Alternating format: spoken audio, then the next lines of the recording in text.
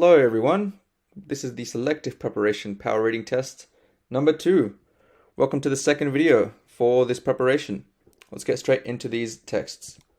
So, in the previous video, sort of explained what these closed passage questions are and how they work, but I'll do it again. So, this closed passage is called a strange summer, and whenever we have a text like this where it has 1, 2, 3, 4 just sort of weirdly cut out from the text, what we have to do is we're given 5 options to choose from, 5 different sentences, and we have to pick which one fits in each of these blank spaces the best, really. So I encourage you guys to pause the video here, have a read through this text, and get a feel of what it's about so that you actually know what we're doing as we keep going. So pause the video here, read the text, and I'm going to keep going because you can unpause whenever. So the options we have for each of these blank spaces are these ones: A, B, C, D, and E. Now you'll notice we have 5 options and only 4 blank spaces, which means one of these is extra. That's really just there to trick you. Okay, so one of them will not be used at all. All right, now once you have a read through these options, let's go to question 1. So, A Strange Summer is the name of this text. Now, when you want to do these questions, I'm going to assume you guys have already read the text already. So you know it's about sort of this landscape or this setting, which has a really weird weather. It's very dreary. It's very dull, this place, right? There's no rain. There's no breeze. All the water it smells like milk. It's all very disgusting. So let's read through everything around question 1. We are stuck in the middle of the driest summer on record in Cardigan. So we have some information here. The place is called Cardigan. It's very dry. And as we keep reading, the bank is a flat slope of cracked mud and dry scum. The ducks have disappeared, no one knows where, and the dead eels are covered in noxious algae. Float to the surface. So a very dull sort of description that we have here. Now, since this is the very first sort of paragraph, or the first few lines, we're going to be describing what is happening in this place, Cardigan. Okay? So what is the general feel over here? Let's try A. The Cardigan-based surfers have given up hoping for waves. May work, but as you notice around here later, it's talking about the water around the pier. So here is not really talking about the water so much. It's just talking about the general feel. So this would not be your answer. B. The piercing sunlight from cloudless skies permeates from the ground. It can work, but we're talking about the bank here, which is like an area of water. Okay, the bank is a flat slope. Okay, so since the bank is like an area of water, or where the land meets the water, we're looking for something like that. So B is not correct. D, the water level in Lady Anne Lake has dropped 1 meter. The bank is a flat slope of cracked mud and dry scum. Works perfectly. We're talking about the water level, and we're talking about the bank becoming a flat slope because of this water level. So this one is most likely your answer. But let's try E. Just the ever-present smudge of unwanted words sulking on the skyline. The bank is a flat slope. Makes no sense. This is talking about the sky. This is talking about the water. So 2 different things. So E is not your answer. D is your answer for question 1. Now, question 2. So in question 1, we had the options A, B, D, and E. But D was your answer for question 1, so we're going to cross that out. We can't use them again. We can only use them once. So question 2. An oppressive stillness lies over the city. The only movement is towards the bay. Now we've already used D, so it's between B, C, and E. Now, the only movement is towards the bay. So what this means, or how we get a clue for this question, is this word here. The word movement is towards the bay. This sentence right after this line, movement, is most likely going to be describing what sort of movement is happening towards the bay. Okay, because everywhere else is dull, there's nothing happening, it's all boring, and then suddenly there's some movement towards the bay. So what is that movement we're going to be describing here? Okay, the piercing sunlight from cloudless skies, this is not really any movement. This is not, maybe people moving around or anything like that. So B is out. C, the pier has become the civic center. This one, now you may not know some of the words in this line, but the pier is like a bridge, sort of, that sticks out from a beach. So for example, very poor drawing here, but if this side is the beach, so where all the sand stuff is, and this is all the water, on this side.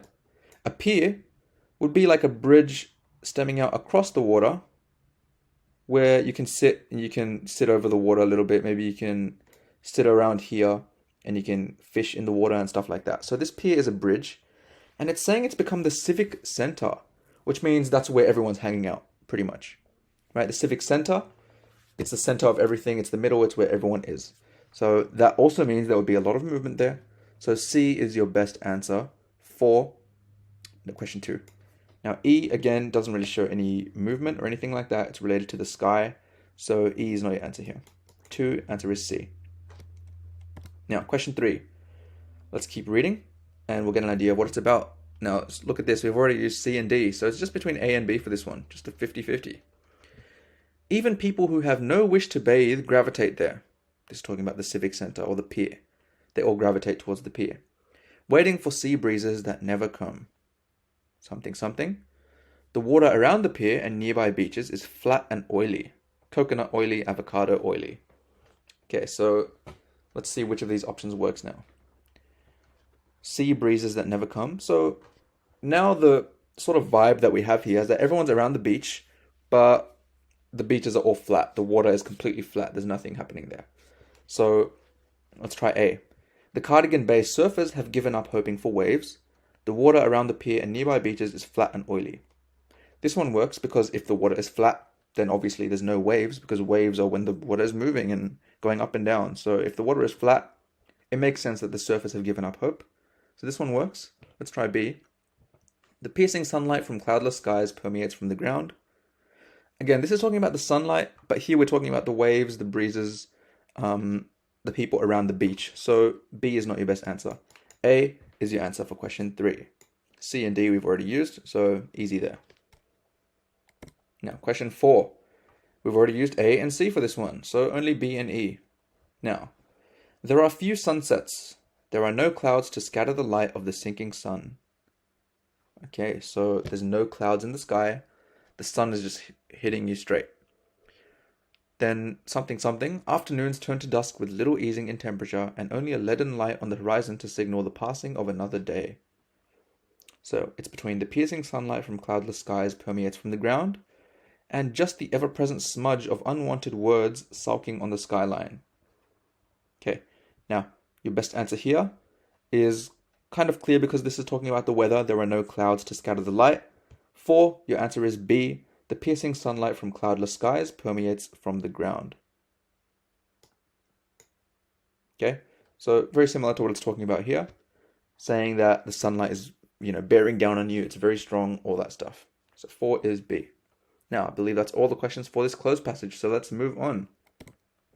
Question 5 is an image. Now, I hope you guys can read this. It's a little bit blurry, but so this is your image. You can have a read through it first. And it says, my doctor said I had to switch from beer and fatty foods to a diet of vegetables and garden salads. His friend says, wow, what did you do? And he says, I switched doctors. So obviously he doesn't want to change his diet. Now, question 5, Hagar's diet. So we know this guy's name is Hagar because of the title. Hagar's diet can be best described as varied, balanced, unhealthy, or nutritious. Okay, now all these words are good things except for unhealthy. And if his whole diet is beer and fatty foods, we can describe his diet as being unhealthy. So 5, your answer is C, unhealthy. Varied means there's a lot of variety. Balanced means, he has good stuff and bad stuff, so it's balanced. And nutritious is, obviously, he has a lot of nutrition, a lot of healthy foods, but that's not the case. So 5 is C. Now, question 6. Hagar's response to his doctor's advice can best be described as A, agreeable, B, defiant, C, surprised, or D, grateful. So, well, first of all, his response to the advice is that he didn't listen at all, and he switched doctors because he didn't like that doctor, I guess. So, agreeable means that he agreed with his doctor, which is not the case, so this is out. Defiant means he disagreed and he didn't listen, which is pretty much what he did, so probably your answer here. C, surprised. He wasn't really surprised. This guy might have been surprised on the left, but Hagar wasn't. And D, grateful, was not true either because he switched doctors. If you switch doctors, you're probably not grateful for the doctor that you have. So 6 D is out as well, and your answer is B, defiant. If you defy someone, it's D-E-F-Y. To defy means to disagree, to not listen, to counter. So 6 is B. That's pretty much what he did. Now, the final text for this test is called Excerpt from the Outsiders, or it's not called that, it's just an excerpt from The Outsiders by S.E. Hinton. So this is just a short sort of cutout from this book, The Outsiders. Okay, now question 7. So I encourage you guys to read this as well. Pause the video, have a read through, and then unpause it when you finished. Question 7. The narrator has just stepped out from A, a cinema, B, his neighborhood, C, a car, or D, a barbershop. So I encourage you guys to try and answer this in your head for yourselves, and then listen along. Now your answer is in the very, very first line. When I stepped out into the bright sunlight from the darkness of the movie house, I had only 2 things on my mind. So he just stepped out from the darkness of the movie house. Now a movie house is the house where movies are, which is pretty much a cinema. So 7 is a cinema. That's where he stepped out from. Question 8. The text is written in third-person narration, second-person narration, first-person narration, or a combination of all 3. So, first of all, should go through what each of these mean. Now, you may know this already, but third person is using words like he, she, they, and maybe them as well. So you're not referring to them personally, as in, me, I, or we, but you're referring to them as if, they are someone else. Okay, so third person is this. Second person is referring to you directly, so words like you, and they might even command you to do something, so like do, or, well, those are really the only common ones, you, your, things like that. And first person is using words like I, me, we, maybe my as well. So you're referring to yourself personally. I, me, we. Now let's see which of these is used over here. When I stepped out into the bright sunlight from the darkness of the movie house, I had only 2 things on my mind. So the narrator here is the person telling the story, which is this person who's in the movie house. And let's see what he's using. Is it I, me, we, my, you, or he, she, they? He's using I, stepped out into the bright sunlight. I had only 2 things on my mind. I was wishing, I looked, I don't, I guess my own. Right? So answer is C, first person narration. Now, although he does use words like he looks tough and anywhere else, let's see. Well, really only he. If you see the word here, he, here, or they, it doesn't mean that it's a combination. It just means that he's using those words.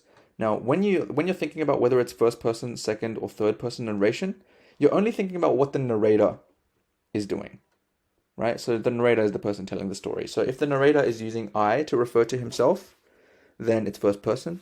If the narrator is using they to refer to the main character, then it's third person. Okay, so 8 is C. Now, question 9. The word greaser refers to the movie, the name given to people from his neighborhood, an actor, or short hair. Let's see where this word is used, first of all. So, my hair is longer than a lot of boys wear theirs, squared off in back and long at the front and sides. But I am a greaser, and most of my neighborhood rarely bothers to get a haircut. Okay, so we can actually cross out a lot of these answers just from this word over here, this phrase over here, I am a greaser. If you say I am a greaser, you can't mean a movie. I am a movie doesn't make sense. I am a short hair doesn't make sense.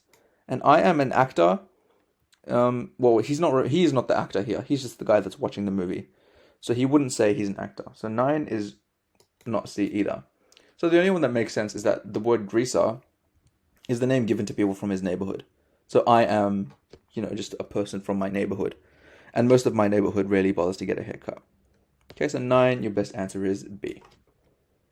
Now, final question for this test is question 10. The narrator describes watching a movie with a friend as A, lonely, B, enjoyable, C, uncomfortable, or D, essential.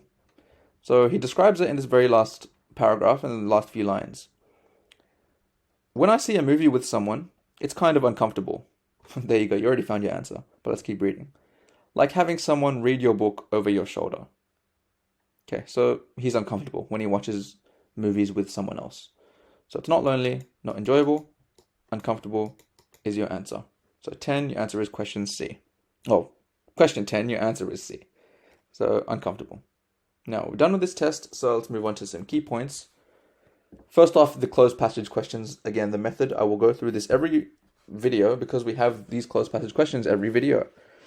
So read the text in its entirety, then read all the potential answers or all the options that you have, and then slot them in individually into each blank space. Now, another point to keep in mind is that some answers to the questions can be found directly in the text, just like in this one. Pretty much all the questions that we had for this text were found straight from the text itself. You didn't have to think too hard. You just had to find them where they are in the text. So whenever you do have questions like that, it's a good idea to look for the words that are used in the question. So what I mean by that is, for example, if you have the word greaser and you need to find what it is, just look for the word greaser in the text. Or if you want to see how he watches a movie with his friends, look for when it's talking about him watching a movie. So you see the word movie here, and you see with someone, right? This means with a friend. So you're looking for similar words to what I used in the question, so you can see, sort of speed it up, save some time, and find them more quickly. Okay, so now we're finished with this test.